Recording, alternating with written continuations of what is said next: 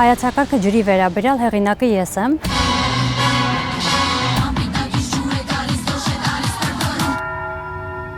Մտածեցինք, որ սա ընդհանուր լեզու կարող է լինել, որով կխոսենք մեր բոլոր գործընկերների հետ։ Այդ ծավալի միջոցառում մենք ըստ էության չենք ունեցել նախկինում։ Բերդի պարի ժամանակ շատ վախենում էի, որ հանկարծ մեր պարողները չընկնեն։ Մեր տնից չէր երևում մեր հեռուստաաշտարակը, ես արագ հագնվեցի, նստեցի մեքենա ու շարժվեցի այնպիսի մի տեղ, որտեղ ուղիղ ժամինից սկսեց այդ հեռուստաաշտարակի վրա մեր լոգոների գունավորումը, շունչ քաշեցի։ Այսքան հյուր որևէ մայրաքաղաքում եւ զրո միջադեպ, զրո խոչընդոտ, զրո խնդիր, այդ պետք է շատ բարձր գնահատել։ Ոչ մի բան չի նախագծվել, որ փողոց ուզել են թեքվել են աջ ձախ, այդ իրենց ցանկությունն ա եղել։ Մենք շատ հաճախ գործընկերների հետ խոսում ենք, ասում ենք, մայիսի 5-ից հետո, 6-ից հետո ինչ ենք անելու։ Օրեր առաջ Եվրոպական խորհրդի նախագահը, Մոնակոյի իշխանության իշխանը, Չեխիայի, Բելգիայի, Իտալիայի վարչապետերը, Ֆրանսիայի, Շվեյցարիայի, Մոլդովայի նախագահները ու էլի մի քանի տասնյակ երկրների առաջնորդներ նույն քաղաքում էին։ Երևանը հյուրընկալեց մինչ այս տեղի ունեցած բոլոր պաշտոնական միջոցառումներից, թերևս ամենամասշտաբային է Եվրոպական քաղաքական համայնքի 8-րդ համագումարը 43 բարձրաստիճան պատվիրակության ու 500 մասնակցի ներգրավմամբ։ Մի շարք երկրների առաջնորդներ, օրինակ Մեծ Բրիտանիայի, Ուկրաինայի նախագահները առաջին անգամ էին Հայաստանում։ Երևանում հնչեց Ալիևի խոսքը։ Տեղական ու միջազգային մեդիան հետևում էր միջոցառմանը, լսում ելույթները, գուցե որսում դիվանագիտական խոսույթի արանքում տեղավորված ենթատեքստը։ Իսկ ինչ չտեսավ մեդիան։ Ինչ էր կատարվում միջոցառման կուլիսներում, ով էր որոշել, որ երկրների ղեկավարները պիտի լսեին, թե ինչպես է անպիտակից ջուր գալիս կամ փորձեին հայկական խոհանոցի այս կամ այն ուտեստը։ Այս հաղորդումը պաշտոնական միջոցառման կուլիսային շերտերի մասին է։ Մենք խախտում ենք ժամանակագրական հաջորդականությունը։ Սա չէ Հայաստանում կայացած մասշտաբային միջոցառման առաջին բաղադրիչը։ Բայց հանրային ամենամեծ արձագանքը հենց այս 25 րոպե տևողության պարարողությունն առաջացրեց։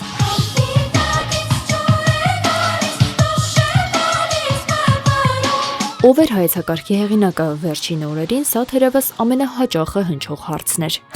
Մեր առջև խնդիր էր դրված ներկայացնել մի բան, որը որ եւ հայկական ինքնությանը կվերաբերվի եւ համամարտկային կլինի։ Եվ կարծում եմ ջրի գաղափար ընտրելով կարողացել ենք այդ խնդիրը լուծել, քանի որ ջուրը շատ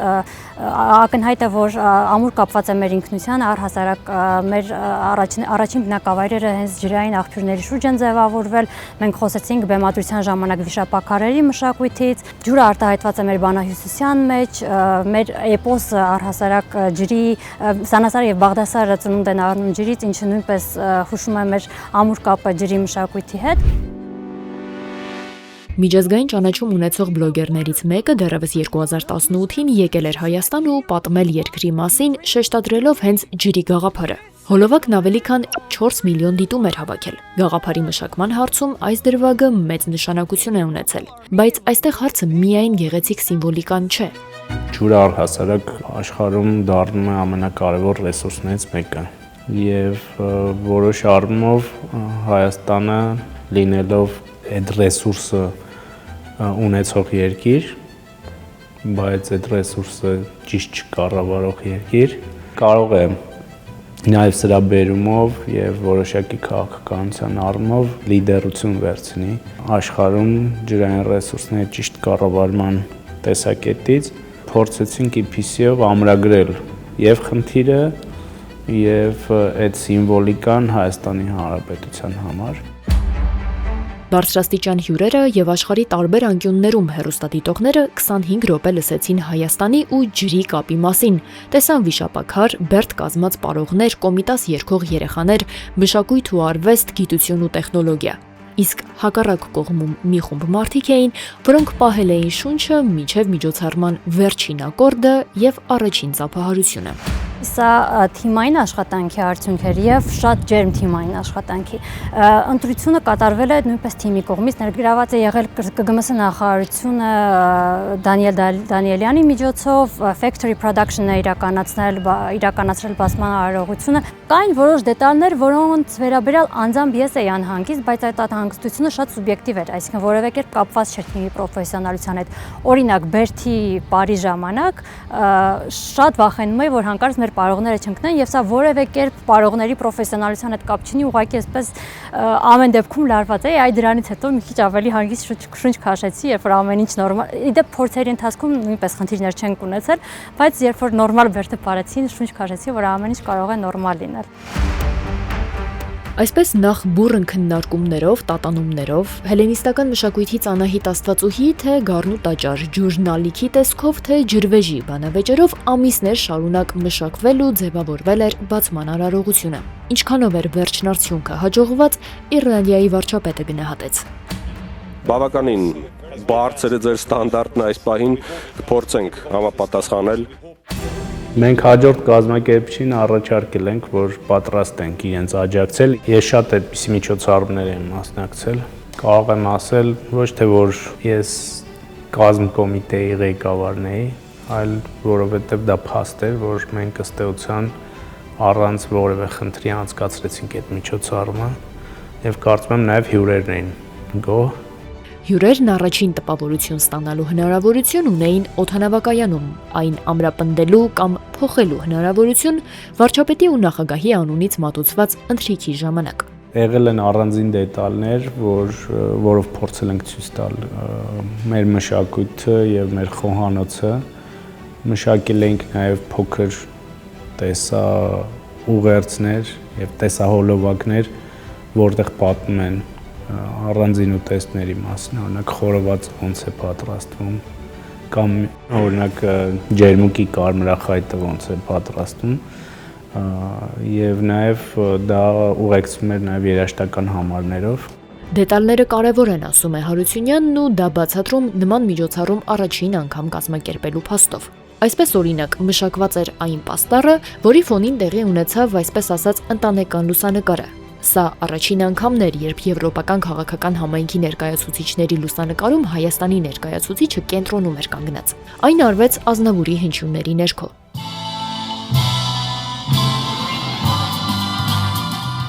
Պաստառը նկարել էին հատուկ կարիքներ ունեցող երեխաներից կազմված Ճախրուկներ մշակութային կենտրոնի սաները։ Ճախրուկների դետալն էլ շատ կարևոր էր եւ հետաքրքիր, որովհետեւ որոշակի խոցելի խմբի ներգրավել էինք այս process-ի մեջ եւ նաեւ նրանց ջրի թեմայով առաջարկած նկարը դարձավ ըստ էության եվրոպական քաղաքական համայնքի խորհրդանիշը եւ այդ լուծումը family photo-ի կարծում եմ որ լավագույններից մեկն էր այն առումով, որ հիմա ով նայի այդ նկարին, միանգամից հիշել է, որ սա եղել է Երևանում։ Եվ մի դրվագ էլ կա այս ամբողջ պատմության մեջ, որ մենք նաև նամականիշ մարեցինք նույն ճախրուկների նկարած նկարի թեմայով։ Այս ամենը հանրության համար տեսանելի չէր, սակայն մարդիկ տեսան վարչապետներ ու նախագահներ, որոնք ազատորեն զբոսնում էին Երևանի փողոցներում։ Հատկապես Մակրոնի երեկոյան զբոսանքները հոծ բազմություն էին հավաքել։ Հետաքրքրվեցինք ոչ պաշտոնական հատվածի որ մասն էր պլանավորված, որը իմպրովիզ։ Ոչ մի բան չէր արվել։ Իրականում երբ որ Ֆրանսիայի նախագահ ժամանեց Երևան, այդ ինքը ուժ ժամանեց եւ այդ ժամանակ ընթանում էր ընդունելությունը, ընթրիքը, որի ավարտից հետո վարչապետը միացավ նախագահ Մակրոնին, որը գալուց հետո ցանկություն էր հայտնել, որ ուզում է զբոսնի Երևանում, ոչ մի բան չի նախապատրաստվել, ոչ մի բան չի նախագծվել, որ փողոց ուզել են թեքվել են աջ ձախ, այդ իրենց ցանկությունն ա եղել։ Հյուրերի համար տպավոր չէր Երևանը, իր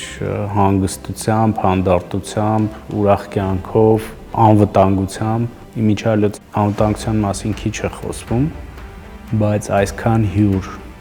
մայրաքաղաքում, որևէ մայրաքաղաքում եւ զրո միջադեպ,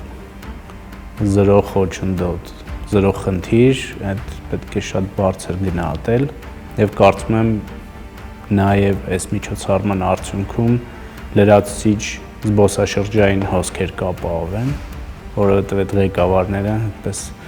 լավ ռիլեր էին հրապարակում իրենց էջերում։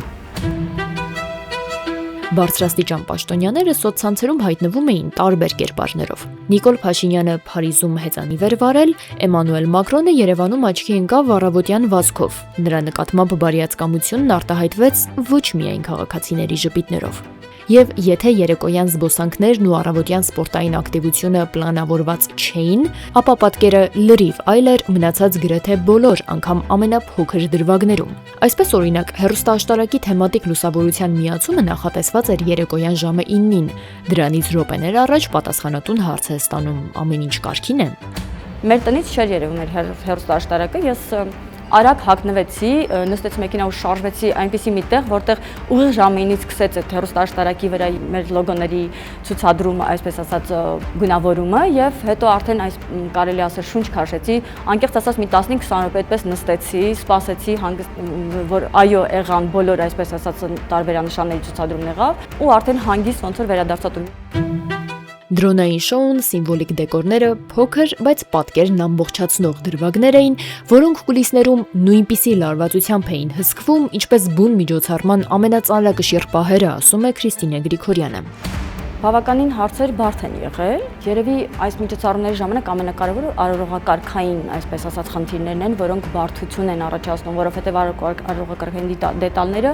շատ ավելի կարող են փոքր թվալ, բայց նույնիսկ այդ րոպեներով գալը բան մեզ թվում էր, թե մենք կարողա այդ դիմավորման, տեղ հասնելու, այդ պատվիրակությունների ընդունելությունը կազմակերպելու հարցում խնդիրներ հանկարծ ունենանք, բայց Փառք Աստծո,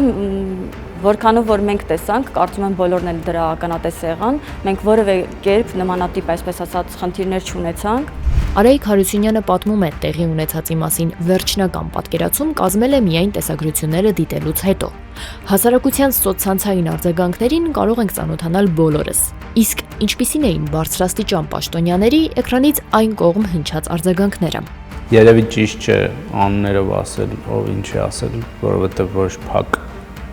ֆորմատներով քննարկումների ժամանակ եղել կամ հանդիպումների, բայց մի շատ բարձրաստիճան